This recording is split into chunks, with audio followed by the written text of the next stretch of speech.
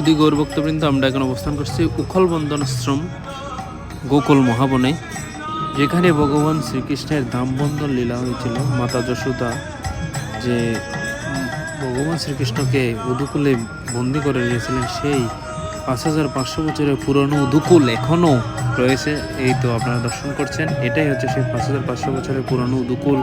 এবং সেই স্থান, যে স্থানে মাতা যশোদা কানাইকে মাখন চুরি করছিল বিদায় তাকে কোমরে রশি দিয়ে বন্ধন করেছিলেন উদুকুলের সাথে, সেই 5500 বছরের পুরনো উদুকুল এখনও রয়েছে।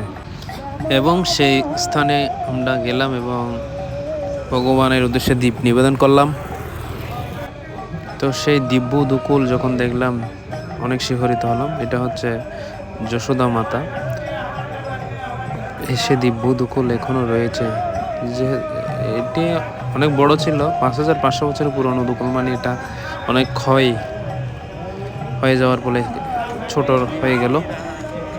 এবং যেখানে যে জমাল অর্জুন বৃক্ষ ছিল, কুবেরের দুই পুত্র যে বৃক্ষরূপে জন্মগ্রহণ করেছিল, নলকুবের এবং মণিগ্রীব, সেই দিব্যস্থানও সেই উদুকুলের পাশে রয়েছে। আপনারা একটু ধৈর্য সহকারে ভিডিওটি দেখুন, উদুকুলকে ভালো করে দর্শন করুন। এই সেই দিব্য উদুকুল। এই উদুকুলের কতনীয় সৌভাগ্য যে ভগবানের সাথে তাকে বন্দী করেছিল। এই সেই দিব্যস্থান যেখানে নলকুবের এবং মণিগ্রীবকে উদ্ধার করেছিলেন ভগবান উদুকুলের মাধ্যমে। জমল অর্জুন দুইটি বৃক্ষ এই স্থানেই ছিল, যারা ছিল নলকুবের এবং মণিগ্রীব, কুবেরের দুই পুত্র। তারা ধনান্ধ হয়ে তারা জলখেলি করছিলেন নারদমণির সামনে।